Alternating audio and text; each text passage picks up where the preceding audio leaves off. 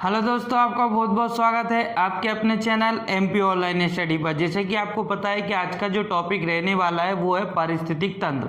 आज हमारा डिस्कशन होने वाला है पारिस्थितिक तंत्र को, जिसको जो हम बोलते हैं इकोसिस्टम। इकोसिस्टम से रिलेटेड आज जितने भी फैक्ट है वो आपके मैं क्लियर करने वाला हूँ।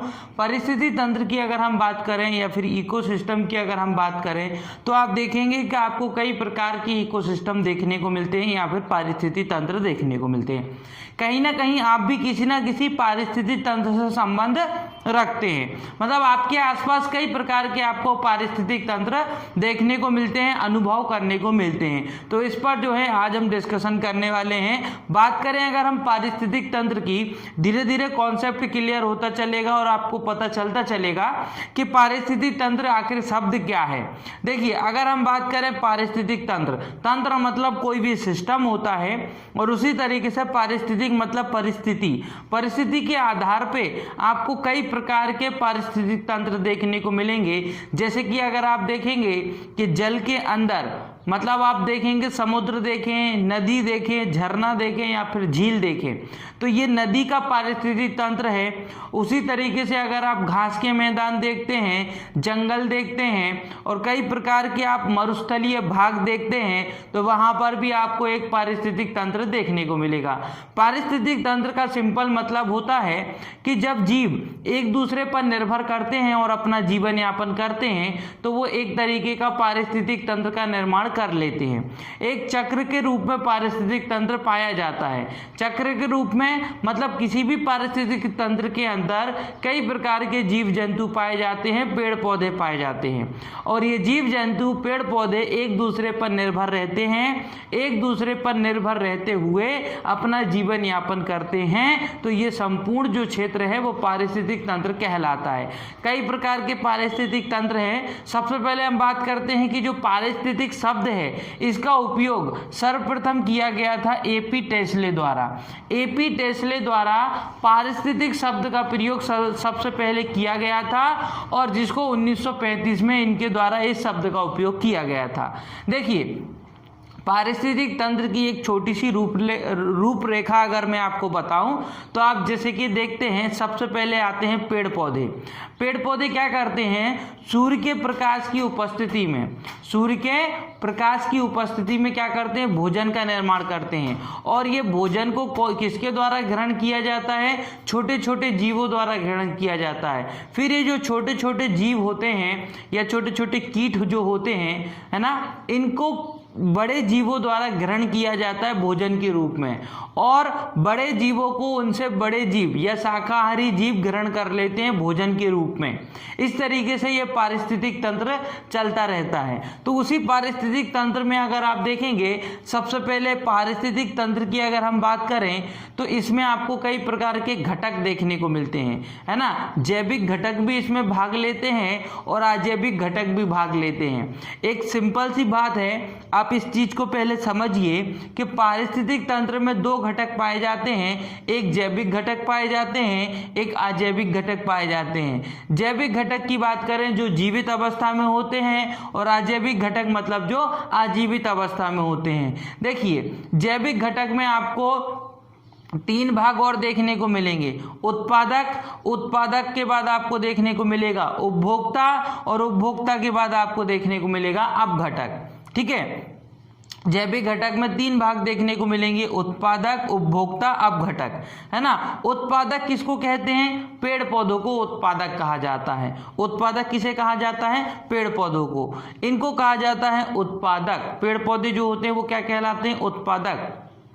फल फूल, सब्जियों, इन सारी चीज़ों का निर्माण किसके द्वारा किया जाता है? उत्पादक द्वारा किया जाता है। फिर इस तरीके से कई प्रकार की सब्जियां, कई प्रकार के फल फूल का उत्पादन पेड़ पौधों द्वारा किया जाता है, और पेड़ पौधों और इनके द्वारा जो फल या सब्जियां उत्पादित की जाती हैं उनको किसके द्वारा ग्रहण किया जाता है? तो उपभोक्ताओं द्वारा ग्रहण किया जाता है। अब ये उपभोक्ता जीव भी, जंतु भी हो सकते हैं, जीव जंतु हो सकते हैं, मनुष्य भी हो सकते हैं, और हम बोलें तो जीव जंतु भी हो सकते हैं। जैसे कि अगर आप जंगल में देखेंगे तो जंगल में आपको क्या देखने को मिलेगा? सबसे पहले आपको पेड़ पौधे देखने को मिलेंगे।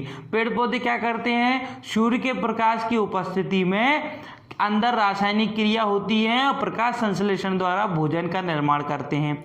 ये भोजन उपभोक्ताओं द्वारा ग्रहण किया जाता है। अब उपभोक्ताओं में भी आपको 3 प्रकार के उपभोक्ता देखने को मिलेंगे, प्राथमिक उपभोक्ता, द्वितीयक उपभोक्ता और तृतीयक उपभोक्ता। बात करें अगर प्राथमिक उपभोक्ता जो कि शाकाहारी होते हैं, डायरेक्ट पेड़ पौधे खाते हैं, है ना। प्राथमिक उपभोक्ता वो उपभोक्ता कहलाते हैं जो कि शाकाहारी होते हैं और डायरेक्ट क्या खाते हैं, पेड़ पौधे, हरी सब्जियां खाते हैं, वो क्या कहलाते हैं, शाकाहारी कहलाते हैं। एग्जाम्पल फॉर आप खरगोश और चूहा, ये कैसे हैं, शाकाहारी उपभोक्ता हैं। उपभोक्ता तो हैं लेकिन शाकाहारी उपभोक्ता हैं और ये क्या खाते हैं, पेड़ पौधे खाते हैं, है ना। उसी तरीके से आप द्वितीयक उपभोक्ता देखेंगे तो द्वितीयक उपभोक्ता होते हैं आपके मांसाहारी। कैसे होते हैं, ये मांसाहारी भी होते हैं द्वितीय उपभोक्ता। ये क्या करते हैं, प्राथमिक उपभोक्ताओं का ग्रहण करते हैं, प्राथमिक उपभोक्ताओं को भोजन के रूप में खाते हैं। ठीक है, ये द्वितीयक उपभोक्ता जो होते हैं, जैसे कि एग्जाम्पल फॉर लोमड़ी हो जाएगा, सर्प मतलब सांप हो जाएगा। तो द्वितीयक उपभोक्ता कैसे होते हैं, द्वितीयक उपभोक्ता होते हैं शाकाहारी। ये क्या करते हैं, ये मांसाहारी होते हैं। ये कैसे होते हैं, ये होते हैं मांसाहारी। ये क्या करते हैं, ये प्राथमिक उपभोक्ताओं को भोजन के रूप में खा लेते हैं। ठीक है, तो ये द्वितीयक उपभोक्ता कहलाते हैं।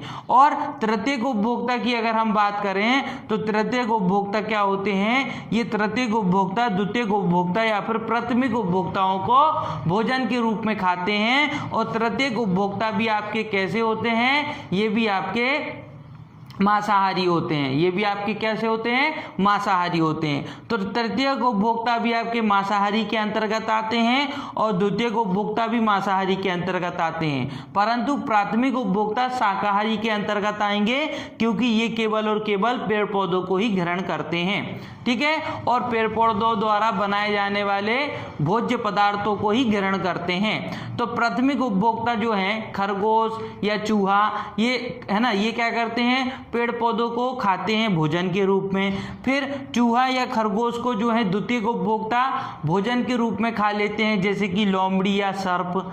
फिर बात करते हैं तृतीयक उपभोक्ता, जिसमें हम बाघ या शेर को अंतर्गत लेते हैं। बाघ या फिर शेर जो कि सबसे अंतिम होते हैं, जो कि क्या होते हैं, सबसे अंतिम होते हैं, सबसे अंतिम उपभोक्ता होते हैं। ये सबसे अंतिम उपभोक्ता होते हैं। फिर इनको किसी भी जीव जंतुओं द्वारा खाया नहीं जाता। ये जो है स्वयं क्या हो जाते हैं, मर जाते हैं और उसके बाद इनका शरीर क्या हो जाता है, अपघटित हो जाता है। जिस समय शेर या बाघ स्वयं मर जाते हैं, ये क्योंकि इनके द्वारा, इनका किसी दूसरे जीवों द्वारा शिकार नहीं किया जाता। तो तृतीयक उपभोक्ता लास्ट उपभोक्ता होते हैं और जब इनकी बॉडी, जब इनका शरीर मृत हो जाता है, जब ये मर जाते हैं, जब इनका शरीर मृत हो जाता है, उस समय इनके शरीर में अपघटन होता है।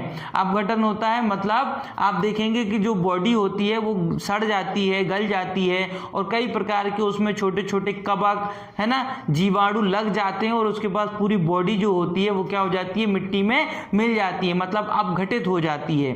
तो अपघटन किसके द्वारा होता है, अपघटन किसके द्वारा होता है, कई प्रकार के अपघटक पाए जाते हैं जो कि सड़े गले बॉडी जो होती है उसको क्या कर देती है, अपघटित कर देती है। तो जैसे कि आप देखेंगे जीवाणु, कवक, केंचुआ, ये क्या करते हैं, बॉडी को अपघटित कर देते हैं। और उसके बाद फिर आप देखेंगे जब बॉडी अपघटित हो जाती है तो पूरी बॉडी जो होती है वो किस में मिल जाती है, मिट्टी में मिल जाती है। फिर उसके बाद पुनः फिर चक्र चलना प्रारंभ होता है, पेड़ पौधे आते हैं। पेड़ पौधों को किनके द्वारा ग्रहण किया जाता है, खरगोश, चूहा, जिनको हम प्राथमिक उपभोक्ता कहते हैं, ये फिर से क्या करते हैं, पेड़ पौधों को भोजन के रूप में ग्रहण करते हैं। द्वितीयक उपभोक्ता जो कि मांसाहारी होते हैं, ये क्या करते हैं, मांसाहारी होते हैं, तो प्राथमिक उपभोक्ताओं को भोजन के रूप में ग्रहण करते हैं। फिर तृतीयक उपभोक्ता द्वितीयक उपभोक्ताओं को मतलब इस तरीके से पूरा चक्र आपका चलता रहता है। ये आपका पारिस्थितिक तंत्र कहलाता है। लेकिन इसमें जो अजैविक घटक हैं वो भी आपको याद रखना है। ताप, दाब, वायु, जल, मृदा और आर्द्रता, ये अजैविक घटक हैं जो पारिस्थितिक तंत्र में भाग लेते हैं, क्योंकि पेड़ को उत्पन्न होने के लिए एक अनुकूल अनुकूल वातावरण होना ज़्यादा जरूरी है। तो अगर पेड़ पौधे कब उत्पन्न होंगे या पेड़ पौधे कब जीवित रहेंगे, जब उनको पर्याप्त मात्रा में ताप, दाब, वायु, जल, मिट्टी और आर्द्रता आदि प्राप्त होते रहेंगे। तो देखिए पारिस्थितिक तंत्र में इतने घटक होना आवश्यक होता है, तो वो पारिस्थितिक तंत्र जो है लगातार चलता रहता है। अब आप देखेंगे कि पारिस्थितिक तंत्र अलग अलग प्रकार का होता है। जल का पारिस्थितिक तंत्र अलग होता है ना, घास या फिर मैदान का या फिर जंगल का या फिर रेगिस्तान का पारिस्थितिक तंत्र अलग होता है, वो उस पर हम डिस्कशन करेंगे। अभी आप समझिए पारिस्थितिक तंत्र। अब देखिए इस पारिस्थितिक तंत्र में ऊर्जा का सबसे पहले उपयोग किसने किया, वो किया पेड़ पौधों ने। इनको ऊर्जा कहाँ से प्राप्त हुई, पेड़ पौधों को जिनको हम उत्पादक कहते हैं, इनको ऊर्जा कहाँ से प्राप्त हुई, सूर्य से इनको ऊर्जा प्राप्त होती है। इसीलिए सूर्य परितंत्र में ऊर्जा का स्रोत है। यह प्रश्न कई बार पूछा जा चुका है। देखिए सबसे पहले आप देखिए कि किसी भी पारिस्थितिक तंत्र की जो स्टार्टिंग है वो कहाँ से होगी, वो स्टार्टिंग होती है उत्पादक से। लेकिन उत्पादक को वृद्धि करने के लिए सूर्य के प्रकाश की जरूरत होती है, मतलब पेड़ पौधों को वृद्धि करने के लिए सूर्य के प्रकाश की आवश्यकता होती है। मतलब सूर्य यहाँ पर ऊर्जा का एक प्रमुख स्रोत है। प्रारंभिक स्रोत अगर हम बात करें जिससे ऊर्जा प्राप्त होती है वो है सूर्य। सूर्य से ही प्रकाश के रूप में ऊर्जा प्राप्त होती है, किसको, उत्पादकों को, मतलब पेड़ पौधों को। तो इसलिए ये क्वेश्चन कई बार बनता है कि सूर्य परितंत्र में, मतलब परिस्थिति तंत्र में, सूर्य परितंत्र में ऊर्जा का स्रोत है। ये कई बार डायरेक्टली पूछ लिया जाता है कि परिस्थिति तंत्र में ऊर्जा का प्रमुख स्रोत क्या है, तो ऊर्जा का प्रमुख स्रोत हो जाता है वहां पर हमारा सूर्य। सूर्य से ही प्रारंभिक ऊर्जा प्राप्त होती है। यूपी टेट और एच टेट में और बी टेट में प्रश्न पूछा जा चुका है, इंपॉर्टेंट प्रश्न है।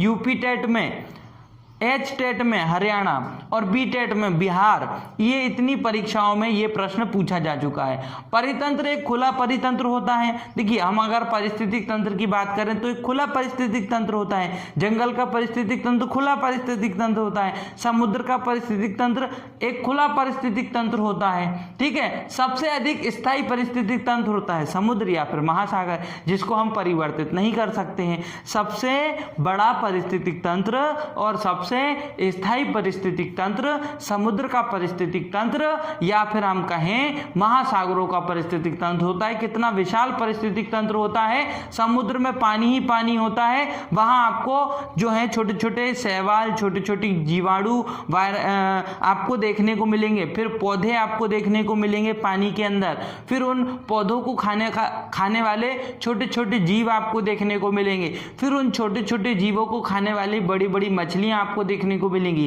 फिर उन बड़ी मछलियों को खाने वाले उनसे बड़ी मछलियां देखने को मिलेंगी और सबसे बड़ी आपको शार्क मछली, भेल मछली, इस तरीके की मछली देखने को मिलेगी जो छोटी छोटी मछलियों को भोजन के रूप में ग्रहण करते हैं। मतलब जो जंगल का पारिस्थितिक तंत्र आपने देखा, ऐसे ही आपको समुद्र का भी पारिस्थितिक तंत्र देखने को मिलता है।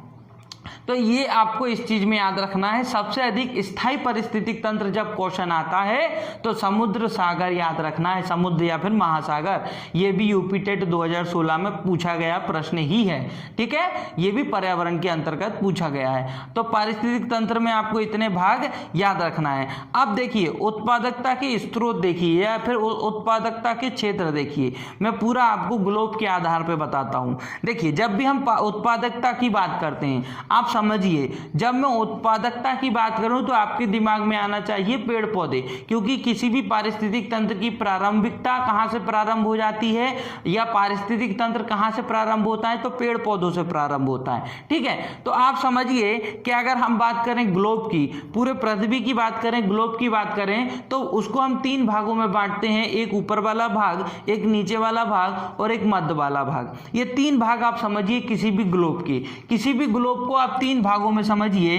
ये सबसे पहले मध्य वाला भाग, ये ऊपर वाला भाग और ये निचला भाग। अब इस आधार पे आप देखेंगे तो ये जो मध्य वाला भाग है, जिसको हम भूमध्य भी कहते हैं, भूमध्य रेखा भी कहते हैं, इस भूमध्य रेखा पर सूर्य के प्रकाश की किरणें अधिकांश रहती हैं। यहाँ सूर्य के प्रकाश की किरण अधिक मिलती हैं और यहाँ पर ये जो भूमध्य भाग है या फिर पृथ्वी का ये जो मध्य वाला भाग है, यहाँ सूरज की किरण जो है 90 की डिग्री पर रहती है। मतलब सूर्य जो है अधिकांश समय तक यहाँ पर समय व्यतीत करता है। इसके कारण यहाँ पर पर्याप्त मात्रा में पेड़ पौधे देखने को मिलते हैं, क्योंकि पेड़ पौधों की उत्पत्ति कब होगी, जब उसको पर्याप्त मात्रा में सूर्य से जो आने वाली प्रकाश की किरणें हैं वो मिलती रहेंगी। तो यहाँ पर ये वाला जो क्षेत्र है पृथ्वी का मध्य वाला क्षेत्र, यहाँ सूर्य की किरणें पर्याप्त मात्रा में मिलती रहती हैं, इसलिए यहाँ पर ये जो उत्पादकता है, मतलब उत्पादकता मतलब पेड़ पौधे पर्याप्त मात्रा में पाए जाते हैं। यहाँ का पारिस्थितिक तंत्र जो है अधिक सक्षम होता है, अनुकूल होता है, जीव जंतुओं को जीवित रहने के लिए अधिक अनुकूल होता है। लेकिन अगर हम बात करें निचला क्षेत्र है ना, निचला क्षेत्र जिसको हम और ऊपर वाला क्षेत्र जिसको कर्क रेखा और मकर रेखा के नाम से भी जानते हैं, ऊपर वाली जो कर्क रेखा है और निचली जो मकर रेखा है, यहाँ पर सूर्य बहुत कम रहता है। मतलब उसका जो ड्यूरेशन होता है घूमने का वो बहुत कम होता है, जिसके कारण आप देखेंगे यहाँ पर जो है पेड़ पौधे बहुत कम मात्रा में पाए जाते हैं। और जैसे जैसे आप ध्रुवों पे पहुंचोगे तो ध्रुवों पर तो आपको देखने को मिलेगा कि बर्फ जमी हुई है, क्योंकि वहां सूर्य की किरणें बहुत कम पहुंचती हैं। मतलब आप अगर उत्पादकता के आधार पर देखेंगे तो मध्य वाले भाग में उत्पादक क्षेत्र अधिक है। मतलब अगर हम उत्पादकता की बात करें तो एक आता है उच्च उत्पादकता क्षेत्र। उच्च उत्पादकता क्षेत्र मतलब जहां उत्पादक अधिक मात्रा में पाए जाते हैं, पेड़ पौधे अधिक मात्रा में पाए जाते हैं। और वो ऐसा क्षेत्र कौन सा है, पृथ्वी का मध्य वाला भाग, क्योंकि यहाँ सूर्य की किरणें अधिक मात्रा में देखने को मिलती हैं। सूर्य यहाँ पर अधिक मात्रा में घूमता है या चारों ओर घूमता रहता है ना, मध्य वाले भाग में, इसलिए यहाँ पर पारिस्थितिक तंत्र अधिक पाए जाते हैं, है ना। तो उच्च पारिस्थितिक क्षेत्र आपको कहाँ देखने को मिलेगा, उष्ण कटिबंधीय क्षेत्र, इसको उष्ण कटिबंधीय क्षेत्र के रूप में जाना जाता है। फिर देखिए मध्यम उत्पादक क्षेत्र। मध्यम उत्पादक क्षेत्र मतलब उसके बाद वाला क्षेत्र, ये तो आपका जो है ये तो मिडिल वाला भाग हो जाएगा, ये मिडिल वाला भाग हो जाएगा। और उसके बाद वाला भाग जो आपको देखने को मिल रहा है, ये जो भाग आपको देखने को मिल रहा है ये हो जाएगा आपका मध्यम उत्पादक क्षेत्र। जैसे कि यहाँ घास के मैदान और छिछले क्षेत्र अधिक देखने को मिलेंगे। यहाँ घास के मैदान अधिक देखने को मिलते हैं। अफ्रीका वाला क्षेत्र है आपका, अफ्रीका वाला क्षेत्र आप देखेंगे तो वहाँ आपको घास के मैदान देखने को मिलेंगे, है ना। एशिया वाला आप भाग देखेंगे तो आपको एशिया वाले में भी घास के मैदान अधिक देखने को मिलेंगे। मरुस्थलीय क्षेत्र भी आपको देखने को मिलेगा। मरुस्थलीय क्षेत्र में भी पारिस्थितिक तंत्र पाया जाता है ना। तो आप देखेंगे कि मध्यम उत्पादित क्षेत्र में घास के क्षेत्र और छिछले क्षेत्र आपको देखने को मिलेंगे। फिर निम्न उत्पादकता क्षेत्र, यहाँ पेड़ पौधे बहुत कम मात्रा में पाए जाते हैं। निम्न उत्पादक क्षेत्र जैसे कि रेगिस्तानी वाला भाग, रेगिस्तान वाला भाग अगर आप देखेंगे तो यहाँ उत्पादक क्षेत्र बहुत कम है। मतलब यहाँ पेड़ पौधे ही नहीं पाए जाते हैं, तो पूरा पारिस्थितिक तंत्र को बनने में थोड़ी सी क्या हो जाती है, प्रॉब्लम हो जाती है। क्योंकि किसी भी पारिस्थितिक तंत्र की जो प्रारंभ होता है, किसी भी पारिस्थितिक तंत्र का जो प्रारंभ होता है वो कहां से होता है, उत्पादकता से होता है, मतलब पेड़ पौधों से होता है। ठीक है, तो ये जो तीन पार्ट आपको याद रखना है। अब देखिए पारिस्थितिक तंत्र के कुछ शब्द हैं जिनको याद रखना जरूरी है। एग्जाम में पूछा जा सकता है कि इसका अर्थ क्या होता है। तो पारिस्थितिक तंत्र के कुछ शब्द हैं वो आप समझ लीजिए। सबसे पहले बात आती है खड़ी अवस्था किसको कहते हैं। पारिस्थितिक तंत्र में खड़ी अवस्था किसको कहते हैं, तो किसी भी परितंत्र में, अब मैं परितंत्र या पारिस्थितिक तंत्र की बात करूंगा तो आपको यह चीज समझना है कि एक पारिस्थितिक तंत्र, आपने कहीं ना कहीं पढ़ा होगा कि जो तालाब का पारिस्थितिक तंत्र हम पढ़ते हैं, तो उसी तरीके से एक किसी पारिस्थितिक तंत्र को याद रखिए। और किसी भी पारिस्थितिक तंत्र में खड़ी अवस्था किसको कहते हैं, तो किसी भी पारिस्थितिक तंत्र में उपस्थित अकार्बनिक पदार्थों की मात्रा, किसी भी पारिस्थितिक तंत्र में उपस्थित अकार्बनिक पदार्थों की मात्रा, अकार्बनिक पदार्थों की मात्रा जिसमें कार्बन नहीं होता है, अकार्बनिक पदार्थों की मात्रा ही खड़ी अवस्था कहलाता है। बस इतनी सी चीज इसमें याद रखिए। दूसरा है खड़ी फसल। खड़ी फसल किसको कहते हैं, दूसरा शब्द है खड़ी फसल। तो खड़ी फसल किसे कहते हैं, किसी भी पारिस्थितिक तंत्र में, कोई भी पारिस्थितिक तंत्र हो सकता है। अभी मैं आपको बताऊंगा कि कितने प्रकार के पारिस्थितिक तंत्र होते हैं। तो किसी भी पारिस्थितिक तंत्र में जीव और जंतु, और एक निश्चित क्षेत्रफल लेना है। जैसे कि हम लेते हैं एक निश्चित समय में, एक निश्चित क्षेत्रफल में उपस्थित जीव जंतु, चाहे वो पेड़ पौधे हो या जीव जंतु हो, पेड़ पौधे और जीव जंतु के सम्मिलित मिश्रण को ही हम क्या कहते हैं, खड़ी फसल कहते हैं। क्या कहते हैं, खड़ी फसल कहते हैं। ये कहाँ की बात हो रही है, ये पारिस्थितिक तंत्र के कुछ शब्द हैं, उनके अर्थ मैं आपको बता रहा हूँ। खड़ी फसल किसको कहते हैं, किसी भी पारिस्थितिक तंत्र में एक निश्चित समय में एक निश्चित क्षेत्रफल में उपस्थित जीव जंतु या पेड़ पौधे, जीव जंतु या पेड़ पौधे के सम्मिलित मिश्रण को ही क्या कहा जाता है, खड़ी फसल कहा जाता है। फिर बात करते हैं जैव भार। तो जैव भार में आप भार तो समझते हैं ना, भार मतलब वेट, जैव भार मतलब जीवित पदार्थों का, जैव और अजैव दोनों में अंतर याद रखिए। जीवित की बात हो रही है मतलब जैव शब्द लगा हुआ है, ठीक है। तो अब तीसरा शब्द है जैव भार। जैव भार से आप क्या समझेंगे कि किसी भी पारिस्थितिक तंत्र में जीवित उपस्थित जीवित जीव जंतु या फिर पेड़ पौधे, क्योंकि दोनों को हम जीवित की कैटेगरी में रखते हैं, तो जीव जंतु और पेड़ पौधे की कुल भार को जैव भार कहा जाता है। किसी भी पारिस्थितिक तंत्र में जो कुल भार होता है किसका, जीव जंतुओं का या पेड़ पौधों का, उनका कुल भार क्या कहलाता है, जैव भार कहलाता है, जिसको हम बायोमास भी कहते हैं। तो ये भी आपको याद रखना है। फिर बात आती है बायोस। बायोस क्या कहलाता है, बायोस कहलाता है किसी भी, देखो ये तो कुल भार कहला रहा है, ये तो कुल भार, और बायोस का मतलब होता है किसी भी पारिस्थितिक तंत्र में पादपों और जीव जंतुओं के मिश्रण भार को क्या कहा जाता है, बायोस कहा जाता है। ये कुल भार है। इसका मतलब क्या होता है, जैव भार मतलब कुल भार, पारिस्थितिक तंत्र का कुल भार क्या कहलाता है, जैव भार कहलाता है। लेकिन बायोस किसको कहा जाता है या जीवोस किसको कहा जाता है, तो किसी भी पारिस्थितिक तंत्र में पादपों मतलब पेड़ पौधों और जीव जंतु, इनके कुल भार को क्या कहा जाता है, बायोस या जीवोस कहा जाता है, ठीक है। अब बात आती है कि फ्लोरा किसको कहा जाता है और फोना किसको कहा जाता है। सबसे पहले समझिए फ्लोरा, पारिस्थितिक तंत्र में पादप मतलब पेड़ पौधों का कुल भार, यहाँ जीवों का नहीं लेता है, जीव जंतुओं का नहीं लेना है। यहाँ पर आप बहुत अच्छे से समझिए कि किसी भी पारिस्थितिक तंत्र में आपको दो चीज देखने को मिलेंगी, एक आपको पेड़ पौधे देखने को मिलेंगे जिसको हम पादप कहते हैं, और दूसरे आपको जीव जंतु देखने को मिलेंगे। तो बात हो रही है यहाँ पादप, आपको जीव जंतु नहीं लेना है।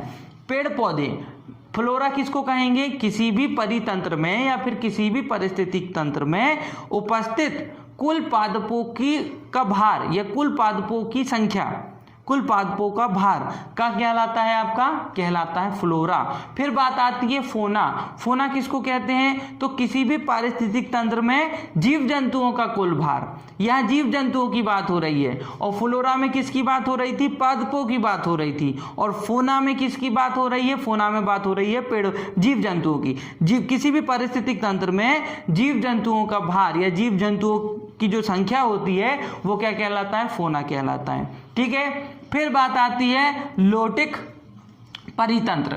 लोटिक परितंत्र, देखिए लोटिक परितंत्र, जब मैं आपको ये परितंत्र समझाऊंगा कि पारिस्थितिक तंत्र कितने प्रकार के देखने को मिलते हैं। ये तो मैंने आपको बताया है कि पारिस्थितिक तंत्र के अंदर क्या क्या होता है, जैविक घटक होते हैं, अजैविक घटक होते हैं, लेकिन ये पारिस्थितिक तंत्र समझ लीजिए, उसके बाद मैं आपको लोटिक परितंत्र बताऊंगा। सबसे पहले समझिए पारिस्थितिक तंत्र दो प्रकार के होते हैं, एक तो प्राकृतिक परितंत्र होता है और एक कृत्रिम परितंत्र होता है।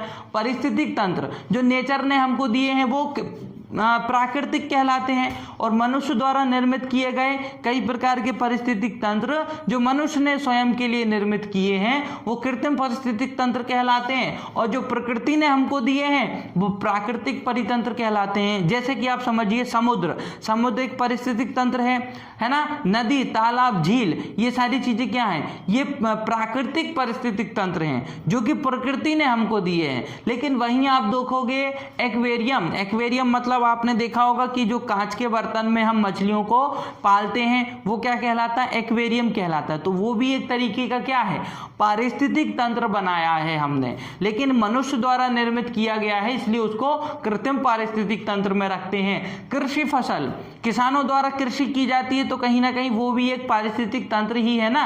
पेड़ पौधे होते हैं, छोटे छोटे जीव होते हैं जो पेड़ पौधे खाते हैं, छोटे छोटे जीव को बड़े बड़े जीव जो है भोजन के रूप में ग्रहण करते हैं, तो बन गया आपका एक पारिस्थितिक तंत्र। तो जो किसानों के अंदर जो किसान स्वयं उसको निर्मित करता है, इसलिए उसको भी हम कृत्रिम पारिस्थितिक तंत्र में रखते हैं। ठीक है, तो उसी तरीके से आपको प्राकृतिक पारिस्थितिक तंत्र और कृत्रिम पारिस्थितिक तंत्र देखने को मिलेंगे। अच्छा, प्रकृति ने जो हमको पारिस्थितिक तंत्र दिए हैं वो भी दो प्रकार के दिए हैं, एक स्थलीय पारिस्थितिक तंत्र दिया है और एक जलीय पारिस्थितिक तंत्र दिया है। जैसे कि समुद्र है, महासागर है, नदी है, झील है, तालाब है, ये जलीय पारिस्थितिक तंत्र है। इसके अंदर जो पारिस्थितिक तंत्र देखने को मिलेगा वो जलीय है। लेकिन वही बात करोगे वन, घास, मैदान या फिर जंगल या फिर मरुस्थलीय क्षेत्र, रेगिस्तान वाला भाग, ये कैसे पारिस्थितिक तंत्र हैं, ये स्थलीय पारिस्थितिक तंत्र है। इनको हम स्थलीय पारिस्थितिक तंत्र में देखेंगे। तो देखिए, प्राकृतिक परितंत्र की बात करें तो ये दो प्रकार के होते हैं, एक स्थलीय परितंत्र और एक जलीय पारिस्थितिक तंत्र। अगर हम बात करें स्थलीय परितंत्र की, तो स्थलीय परितंत्र और जलीय परितंत्र, तो स्थलीय परितंत्र में क्या क्या आ जाएगा, स्थान वाला भाग, जैसे कि घास के मैदान, वन, जंगल, मरुस्थलीय क्षेत्र, रेगिस्तान वाला भाग, ये स्थलीय परितंत्र में आएंगे। और बात करें हम जलीय परितंत्र में, तो जलीय परितंत्र में हम किसको लेंगे, अच्छा, जलीय परितंत्र भी दो प्रकार का होता है, शुद्ध जलीय परितंत्र होता है और अशुद्ध जलीय परितंत्र होता है। मतलब शुद्ध जलीय परितंत्र मतलब वहां का जो जल होता है वो शुद्ध रहता है ना। जैसे कि आप देखेंगे शुद्ध जलीय परितंत्र, शुद्ध जलीय परितंत्र, और एक क्या होता है आपका अशुद्ध जलीय परितंत्र। तो शुद्ध जलीय परितंत्र में जैसे कि समुद्र और महासागर, इसका जो पानी होता है वो कैसा होता है, शुद्ध होता है। ठीक है, तो ये शुद्ध परितंत्र कहलाता है। और अशुद्ध जलीय परितंत्र, जिसका पानी अशुद्ध हो जाता है, नदी, तालाब, आपने तो देखा होगा कि प्रदूषण के कारण बहुत सारी नदियां प्रभावित हो चुकी हैं, तो नदी, तालाब ये कैसे रहते हैं, अशुद्ध रहते हैं, है ना। तो अशुद्ध जलीय परितंत्र भी है ये, और शुद्ध जलीय परितंत्र जैसे कि समुद्र और महासागर। लेकिन समुद्र और महासागर को भी हम, या फिर शुद्ध जलीय परितंत्र को भी हम दो प्रकार से विभाजित कर सकते हैं, मीठा जल परितंत्र, खारा जल परितंत्र। जैसे कि मीठा जल परितंत्र, खारा जल परितंत्र, जिसका पानी मीठा होता है वो मीठा जल परितंत्र में आता है, और जिसका पानी खारा होता है वो खारा जल परितंत्र में आता है। जैसे मीठा जल परितंत्र, झील और झरना, इनका पानी कैसा होता है, शुद्ध भी होता है और मीठा भी होता है, इसलिए हमने इनको शुद्ध की कैटेगरी में रखा है और साथ ही साथ मीठे की कैटेगरी में रखा है। मीठा जल आपको झरना, झील, इनसे आपको मीठा जल प्राप्त होता है, इसलिए मीठा जल परितंत्र है, और शुद्ध भी पानी है ये। उसी तरीके से समुद्र या महासागर, शुद्ध पानी तो है लेकिन कैसा है, खारा पानी है। शुद्ध पानी तो है लेकिन कैसा पानी है, खारा जल परितंत्र में हम सागर या महासागर को रखेंगे या समुद्र को रखेंगे। तो ये चीज आपको समझना बहुत ज्यादा जरूरी है अगर आप पारिस्थितिक तंत्र को समझना चाहते हैं। पारिस्थितिक तंत्र प्राकृतिक भी हो सकते हैं, मनुष्य द्वारा निर्मित भी हो सकते हैं, जिनको हम कृत्रिम पारिस्थितिक तंत्र कहते हैं। उसी तरीके से प्राकृतिक जो प्रकृति ने हमको दिए हैं पारिस्थितिक तंत्र, वो भी दो तरीके से होते हैं, एक स्थलीय होते हैं और एक जलीय होते हैं। तो स्थलीय में तो आप समझ चुके हैं, घास के मैदान, जंगल, वन, मरुस्थलीय क्षेत्र, रेगिस्तान, ये स्थलीय पारिस्थितिक तंत्र है ना, स्थलीय पारिस्थितिक तंत्र है। जलीय पारिस्थितिक तंत्र की बात करें तो ये भी आपको दो तरीके से देखने को मिलेंगे, एक शुद्ध जलीय और एक अशुद्ध जलीय। शुद्ध जलीय मतलब जिसमें शुद्ध पानी होता है, जैसे कि नदी हो गया, नहीं, नदी में तो आपको अशुद्ध जल वाला देखने को मिलेगा। शुद्ध जलीय पारिस्थितिक तंत्र में आप महासागर देखेंगे, सागर देखेंगे, झील, झरने देखेंगे, और अशुद्ध जलीय पारिस्थितिक नदी और तालाब। फिर शुद्ध पारिस्थितिक तंत्र में आप दो तरीके से बांट सकते हो, मीठा जल पारिस्थितिक तंत्र और खारा जल। मीठा जल आपको झरने और झील से प्राप्त होता है और खारा जल आपको समुद्र महासागर से प्राप्त होता है। ठीक है, अब आते हैं, ये जो आपका शब्द रह चुका था वो क्या था आपका, लोटिक परितंत्र। लोटिक परितंत्र उसको कहते हैं जिसमें पानी कैसा होता है, जिसमें पानी आपको देखने को मिलेगा प्रवाह के रूप में, प्रवाह के रूप में बहता रहेगा, है ना, जो बहता रहता है, लगातार बहता रहता है, वो कहलाता है लोटिक परितंत्र। उसको एक शब्द कहा जाता है लोटिक परितंत्र, है ना। जैसे कि झरना लगातार बहता रहेगा, नदी का पानी बहता रहता है, और जो मुहाना होता है वहां पे भी पानी लगातार क्या होता रहता है, बहता रहता है। जो प्रवाह जल होता है, प्रवाह जल, उसको हम लोटिक परितंत्र कहते हैं। जैसे कि नदी का भी पारिस्थितिक तंत्र होगा, बिल्कुल होगा, नदी के अंदर भी छोटे छोटे पेड़ पौधे होंगे, उन पेड़ पौधों पे छोटे छोटे जीव होंगे जो उन पेड़ पौधों का भोजन के रूप में ग्रहण करते होंगे। फिर उन छोटे छोटे जीव को खाने वाले बड़े बड़े जीव या फिर मछलियां होंगी, उन मछलियों को खाने वाली उनसे बड़ी मछली होंगी, बड़ी मछलियों को खाने वाली भेल मछली होंगी। ठीक है, तो इस तरीके से पूरा पारिस्थितिक तंत्र हमको जल में भी देखने को मिलता है, नदी में भी देखने को मिलता है। तो लोटिक परितंत्र किसको कहते हैं, वो परितंत्र जिसका पानी लगातार बहता रहता है ना, वो कहलाता है लोटिक परितंत्र। फिर बात करते हैं उदाहरण झरना और नदी और मुहाना। लेकिन लैटिक परितंत्र, लैटिक परितंत्र किसको कहते हैं, जिसका पानी स्थिर रहता है। जैसे कि तालाब, तालाब का पानी कैसा रहता है, स्थिर रहता है। ठीक है, और उसके अंदर भी एक परितंत्र बना हुआ है, पारिस्थितिक तंत्र बना हुआ है, क्योंकि उसके अंदर भी आपको जैविक घटक और अजैविक घटक देखने को मिलेंगे, जीवित पदार्थ और अजीवित पदार्थ देखने को मिलेंगे। तो अगर लैटिक परितंत्र आता है तो शब्द याद रखना, जिसका पानी स्थिर रहता है ना, जिसका पानी स्थिर रहता है। जैसे कि झील, झील का पानी भी स्थिर रहता है, और तालाब, तालाब का पानी भी स्थिर रहता है। ठीक है, उसमें गति नहीं रहती है ना, एक स्थान से दूसरे स्थान वो प्रवाहित नहीं होता है, स्थिर रहता है। इसलिए झील और तालाब को लैटिक परितंत्र के अंतर्गत रखा गया है। फिर बात करते हैं नेक्टोन। नेक्टोन किसे को कहते हैं, नेक्टोन, नेक्टोन उस शब्द को कहेंगे या नेक्टोन उसको कहेंगे जो किसी भी पारिस्थितिक तंत्र में सक्रिय अवस्था निभाता है। सक्रिय मतलब सक्रिय भूमिका निभाता है। पारिस्थितिक तंत्र तो बहुत सारे देखने को मिल रहे हैं, तो उसके अंतर्गत नेक्टोन किसको कहते हैं। तो देखिए, जैसे कि शार्क और केकड़ा, ये कैसे रहते हैं। शार्क मछली तो आपको पता है कि वो हर जगह सक्रिय रहती है ना, वो जो है मांसाहारी होती है ना, और मांसाहारी होने के कारण वो सक्रिय होती है। तो नेक्टोन किसको कहेंगे, किसी भी पारिस्थितिक तंत्र में, नेक्टोन किसे कहेंगे, किसी भी पारिस्थितिक तंत्र में जो जीव सक्रिय होते हैं, जैसे कि शार्क हो गया, केकड़ा हो गया, ये सक्रिय है। उसी तरीके से प्लैंक्टन कैसे कहते हैं, प्लैंक्टन, प्लैंक्टन किसको कहेंगे, तो प्लैंक्टन उसको कहते हैं जो असक्रिय होता है, निष्क्रिय होता है। असक्रिय मतलब निष्क्रिय होता है। जैसे कि लार्वा और शैवाल, ये कैसे होते हैं, निष्क्रिय होते हैं। अपने एक स्थान से दूसरे स्थान जाने के लिए ये दूसरों पर निर्भर होते हैं, एक स्थान से दूसरे स्थान तक जाने के लिए दूसरों पर निर्भर होंगे। लार्वा की बात करें, लार्वा की बात करें या शैवाल, शैवाल आपने देखा होगा कि जो पानी में जो छोटी छोटी फसल टाइप की आपको देखने को मिलती है, छोटे छोटे प्लांट जो लग जाते हैं बिल्कुल बारीक तरीके से, है ना, तो वो कहलाते हैं शैवाल, छोटे छोटे बिल्कुल, वो शैवाल में आते हैं। लेकिन वो एक स्थान से दूसरे स्थान जाने के लिए दूसरे जीवों पर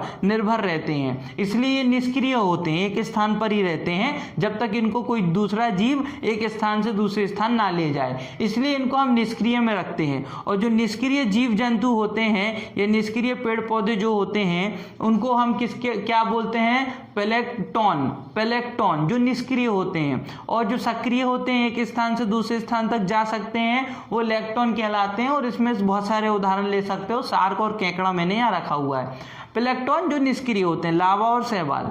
फिर बात करते हैं वेंथॉन। वेंथॉन उन जीव को कहा जाता है जो कि जो है चपटे होते हैं। जो जीव कैसे होते हैं, चपटे होते हैं, उनकी आकृति चपटी होती है, तो उनको हम वेंथॉन कहते हैं, है ना। पेंदे के आकार के होते हैं, जो पेंदे के आकार के चपटी आकृति जिनकी होती है, उनको वेंथॉन कहते हैं। किसी भी पारिस्थितिक तंत्र में वो हो सकते हैं, उनको वेंथॉन कहेंगे। तो ये कुछ शब्द हैं जिनके अर्थ आपको पता होना चाहिए, ठीक है। और पारिस्थितिक तंत्र में आपको बता चुका हूं। अब देखिए इस पारिस्थितिक तंत्र में हुआ क्या। इस पारिस्थितिक तंत्र में एक जीव दूसरे जीव को भोजन के रूप में ग्रहण करता है। किस लिए ग्रहण करता है? ताकि उसको ऊर्जा प्राप्त हो सके, एनर्जी मिल सके।